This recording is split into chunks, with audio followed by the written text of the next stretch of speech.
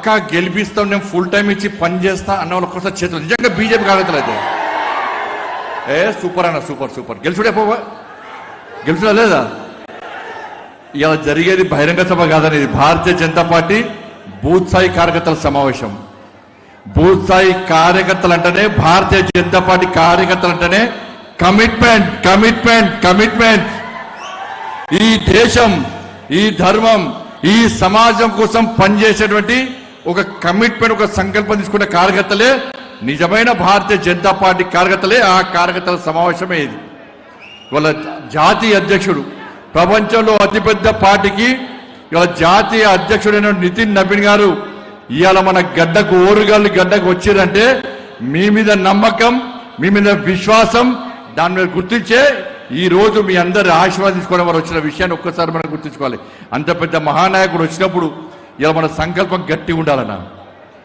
ఇలా ఏ సర్వే చూసినా కూడా, నేను అది పొగుడతలేను, ఇలా ఏ సర్వే చూసినా కూడా వరంగల్ కార్పొరేషన్ లో ఈసారి ఎట్టి పరిస్థితుల్లో కాషాయం జెండా రెప్పరెప్పులు ఆడడం ఖాయం అని చెప్పి 100% సంకేతాలు వచ్చినాయి. ఇక వాళ్ళు వీళ్ళు మొరుగుతారని పడుచుకోతాను. ఇక బీఆర్ఎస్ కూడా అడ్రస్ వాడికి మనకి మొన్న ఎమ్మెల్యేకు, ఎమ్మెల్సీలకు క్యాండిడేట్ బీఆర్ఎస్ వాళ్ళకు ఉన్నారా? మనమే గెలిచిన వాడ ఎమ్మెల్సీకి క్యాండిడేట్ లేరు. 7 కార్పొరేషన్ ఎన్నికలు జరిగినాయి మొన్న తెలంగాణలో. బీఆర్ఎస్ ఎన్ని గెలిచినాయి? 0. కరీంనగర్ ఎవరు గెలిచారు? ఎవరు గెలిచారు? అరే కరీంనగర్ లో ప్రతి భారతీయ జనతా పార్టీ కార్యకర్త ఎస్ మేము బీజేపీ కార్యకర్తలను గల్లా ఎగిరేసుకొని తలెట్టుకొని భారత్ మాతాకి జై జై శ్రీరామ్ అని గర్జిస్తూ గాంధీస్తూ గల్లీ గల్లీలో తలెత్తుకొని తిరుగుతున్న భారతీయ జనతా పార్టీ కార్యకర్తలు. ఇలా ఆ అద్భుత అవకాశం మీకు వచ్చింది. అలా బీఆర్ఎస్ పార్టీ లేదు, కాంగ్రెస్ పార్టీ లేనే లేదు. ఇవాళ ప్రజలందరూ విషయాలు ఎవరి చూస్తున్నారు? భారతీయ జనతా పార్టీ. ఇలా ఓటు అడిగే హక్కు కాంగ్రెస్ బీఆర్ఎస్ లకు లేదన్నా. 12 సంవత్సరాలు ఏం బీకిరన్నా బీఆర్ఎస్ వాళ్ళు, 12 సంవత్సరాలు ఏం బీకిరన్నా బీఆర్ఎస్ వాళ్ళు. అరే మేము సవాల్ చేస్తున్నాం, ఈ వరంగల్ కార్పొరేషన్ స్మార్ట్ సిటీ చేసిన ఘనత నా నరేంద్ర మోడీ ప్రభుత్వాన్ని.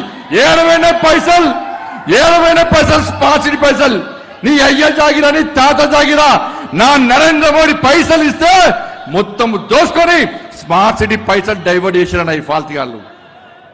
ఇలా కరీంనగర్ స్మార్ట్ సిటీ చేసాం, వరంగల్ స్మార్ట్ సిటీ చేసాం. మరి కరీంనగర్ ఎందుకు అభివృద్ధి చెందింది? వరంగల్ స్మార్ట్ సిటీగా ఎందుకు అభివృద్ధి చెందలేదు? కరీంనగర్ పైసలు ఎందుకు ఉపయోగపడ్డాయి? వాళ్ళ వరంగల్కి ఇచ్చిన పైసలు ఏడవేనాయో ఒక్కసారి వరంగల్ కార్పొరేషన్ ప్రజలు ఇవాళ బీఆర్ఎస్ పార్టీ నాయకులు ప్రశ్నించాలి. ఓ స్మార్ట్ సిటీలు అందం లేదు వరంగల్, కనీసం రోడ్లు లేవు, మోర్లు లేవు, లైట్లు లేవు. అరే వర్షం పడితే హంటర్ రోడ్డు మొత్తం మునిగిపోతుందన్న. రాంపూర్ డంపింగ్ యార్డ్తో చుట్టుపక్కల గ్రామాల ప్రజలు తల్లడిల్లిపోతున్నారన్న. చిన్నపాటి వర్షానికే వరంగల్ మునిగే పరిస్థితి. నా స్మార్ట్ సిటీ పైసలు ఏడవేనాయో మీరు అడగాలని లేదన్నా. అడుగురు గల్లబట్టాడు బీఆర్ఎస్ వస్తే 70 పైసలున్నాయి. నా మోడీ ఇచ్చిన స్మార్ట్ సిటీ పైసలు ఏడవేనా అడుగురన్న. ఇలా భాగ్యనగర్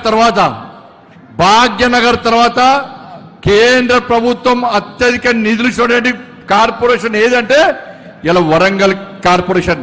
స్మార్ట్ సిటీ ఎవరిచ్చారు? స్మార్ట్ సిటీ ఎవరిచ్చారు చెప్పాలి? ఎవరిచ్చారు స్మార్ట్ సిటీ? ఎవరిచ్చారు?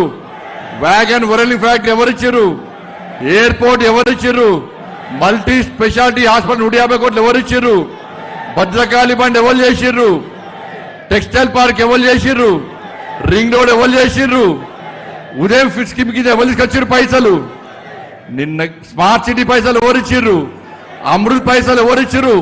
అమృత్ 2 పైసలు ఎవరిచ్చిర్రు? ఇన్నిచ్చినది ఎవరన్నా? నరేంద్ర మోడీ ఇచ్చినన్నా. ఇలా వరంగల్ వాళ్ళు ఎవరికి ఓట్లు వేయాలి? 12 సంవత్సరాల్లో బీఆర్ఎస్ వాడు 1 పైసా ఇచ్చిండా? 1 పైసా చెప్పుడన్నా? 1 పైసా ఇచ్చిండా? ఇక మేము వీక్తామని చెప్పి వీళ్ళు వచ్చారు కాంగ్రెస్ వాళ్ళు. వీళ్ళు 1 పైసా ఇచ్చిర్రా? వాళ్ళు ఎట్లా దోసుకున్నారో వాళ్ళకు తాతలే వీళ్ళు ఇంకా దోసుకునే పరిస్థితి ఇలా బీఆర్ఎస్ లేదు. ఇది ఓన్లీ వరంగల్ కాదన్న, తెలంగాణ రాష్ట్రం మొత్తం కూడా ఒక మంచి వాతావరణం, భారతీయ జనతా పార్టీకి అనుకూలమైన వాతావరణం. చాలా మంది కార్యకర్తలు అనుకుంటారు ఇది ఎప్పటి నుంచో చెప్తున్నాం. ఈసారి ధారణ ఈసారి 2028లో ఎప్పుడు ఎన్నికలు వచ్చినా తెలంగాణ రాష్ట్రంలో ఎగిరేది కాషాయపు జెండా, కమలపు జెండా కాదని అన్న విషయాన్ని